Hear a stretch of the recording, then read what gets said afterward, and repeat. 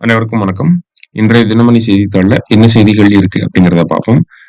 தலைப்புச் செய்தியில பார்த்தீங்கன்னா, பேரவைத் தலைவருக்கு எதிரான தீர்மானம் தோல்வி அப்படின்னு சொல்லி குடுத்திருக்காங்க. தமிழக சட்டப்பேரவையோட தலைவர், சபாநாயகர் ஆ திரு அப்பாவு அவர்கள் மேல பார்த்தீங்கன்னா, ஒரு நம்பிக்கையில்லா தீர்மானம் எதிர்க்கட்சியின் சார்பாக கொண்டு வரப்பட்டுச்சு. சரிங்களா? சோ அந்த ஒரு தீர்மானம் தோல்வி அடைஞ்சத பத்தி தான் இங்க குடுத்திருக்காங்க. ஆப்வியஸ்லி ஒரு எதிர்க்கட்சி ஒரு தீர்மானம் கொண்டு வருது அப்படின்னா, கண்டிப்பா அது தோல்வி அடைய தான் செய்யும். இல்லையா? இருப்பினும் பார்த்தோம்னா, அது என்ன மாதிரியான ஒரு வழிமுறைகள்லாம் இருக்கு அப்படிங்கிறத நமக்கு குடுத்திருந்தாங்க. என்ன வழிமுறைகள்லாம் இருக்கு அப்படின்னு பார்த்தீங்கன்னா, பேரவையில் ஒரு உறுப்பினர் முன்மொழிந்த தீர்மானத்தை விவாதத்துக்கு எடுக்க பேரவை விதி 70(2) படி 35க்கும் குறையாத உறுப்பினர்களின் ஆதரவு இருக்க வேண்டும் அப்படின்னு சொல்லியிருக்காங்க.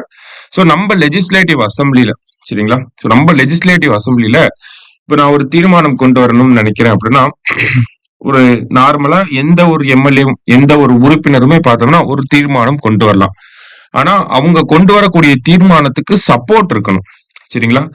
சோ அந்த சப்போர்ட்ட பத்தி நம்ம பேரவை விதிகள் லெஜிஸ்லேட்டிவ் அசெம்பிளி ரூல்ஸ் என்ன சொல்லுது அப்படின்னு பாத்தீங்கன்னா, legislative assembly rules 70 sub clause 2 என்ன சொல்லுது அப்படின்னா, நீங்க ஒரு ஒரு உறுப்பினர் ஒரு தீர்மானம் கொண்டு வரார், ஒரு ஒரு மெம்பர் ஒரு தீர்மானம் கொண்டு வரார் அப்படின்னா, அதுக்கு சப்போர்ட் பாத்தீங்கன்னா நாட் லெஸ் தென் 35 மெம்பர்ஸ் இருக்கணும் அப்படின்னு சொல்றாங்க. ஓகேங்களா? அதுதான் 35க்கும் குறையாத உறுப்பினர்களின் ஆதரவு இருக்க வேண்டும் அப்படின்னு சொல்லியிருக்காங்க. சோ 70 சப் கிளாஸ் 2 அதுல பாதி 35 சரிங்களா? 70/2 35 கூட ஞாபகம் வச்சுக்கலாம். சரியா? சோ 35 மெம்பர்ஸோட சப்போர்ட் இருந்தாதான் அந்த தீர்மானத்தை ஏத்துக்கிட்டு அந்த பேரவையில டிஸ்கஸ் பண்ண ஆரம்பிப்பாங்க.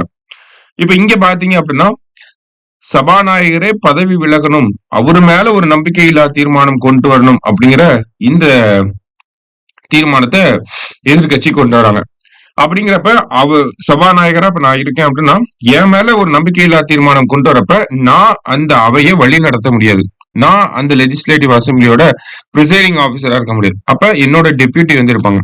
அதே மாதிரிதான் தமிழக சட்டப்பேரவையிலும் நேத்து என்ன ஆயிருக்கு அப்படின்னா, ஸ்பீக்கர் மேல ஒரு நோ கான்பிடன்ஸ் மோஷன் கொண்டு வந்தனால டெபுட்டி ஸ்பீக்கர் அந்த ஒரு ப்ரொசீடிங்ஸ் வந்து கொண்டு நடத்தி இருப்பார். சரிங்களா?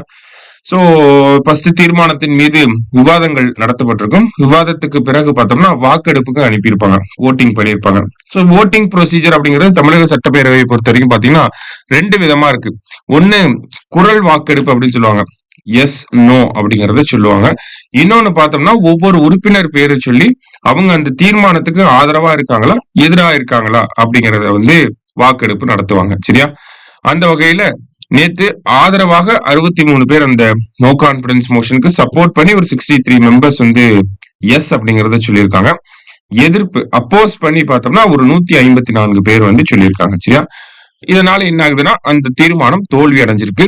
இருந்தாலும் இந்த விதிகள் என்ன ப்ரொசீஜர் நடக்குது நம்ம சட்டமன்றத்துக்குள்ள அப்படிங்கறத தெரிஞ்சுக்கோங்க. சரியா? நெக்ஸ்ட் பாத்தீங்க அப்படின்னா இன்றைய திருக்குறள், வாரி பெருக்கி வளம்படுத்து உற்றவை ஆராய்வன் செய்க வினை அப்படின்னு சொல்லியிருக்காங்க. பொருள் வரும் வழிகளை பெருக செய்து அவற்றால் வளத்தை உண்டாக்கி வரும் இடையூறுகளை ஆராய்ந்து நீக்க வல்லவனே செயல் செய்ய வேண்டும் அப்படின்னு சொல்லியிருக்காங்க. ஓகேவா? அப்ப நமக்கு ரெவன்யூ எங்க இருந்து எல்லாம் வருது அப்படிங்கறத அந்த வழிகளை இன்க்ரீஸ் பண்ணணும். ஓகேங்களா? அதன் மூலியமா நம்ம வெல்த் ஜெனரேட் பண்ணணும். அதனால ஏற்படக்கூடிய இந்த இடையூறுகள் எல்லாம் நம்ம முன்னாடியே யோசிச்சு அதை ரிமூவ் பண்ணிட்டோம் அப்படின்னா அந்த மாதிரி இருக்கக்கூடிய ஆட்கள் தான் ஒரு விஷயத்த பண்ணணும் அப்படின்னு வள்ளுவர் சொல்றார். திருக்குறளின் 512 அதிகாரம் தெரிந்து வினையாடல். கடைசியா பாத்தீங்க அப்படின்னா நமக்கு நூற்றாண்டு கால மரபின் வழிகாட்டுதலுடன் அரசின் திட்டங்கள் அப்படின்னு சொல்லி தலைப்பு கொடுத்திருக்காங்க. ஓகேங்களா? அதாவது நிதி நிர்வாகம், தமிழகத்தினுடைய நிதி நிர்வாகம் சார்பாக ஒரு ஆவண நூல் வெளியிடப்பட்டிருக்கு. அந்த ஆவண நூல் பத்தி தான் இங்க கொடுத்திருக்காங்க. இதுல நமக்கு என்ன தெரிஞ்சுக்கணும், எக்ஸாம் பாயிண்ட் ஆஃப் வியூல என்ன தெரிஞ்சுக்கணும் அப்படின்னா, அந்த நூல் பேர் என்ன, யார் வெளியிட்டிருக்காங்க அப்படிங்கறது தெரிஞ்சுக்கணும். சரிங்களா?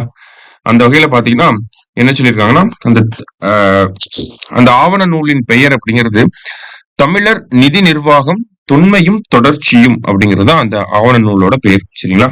தமிழர் நிதி நிர்வாகம் தொன்மையும் தொடர்ச்சியும் அப்படிங்கிறது தான் அதனுடைய பெயர்.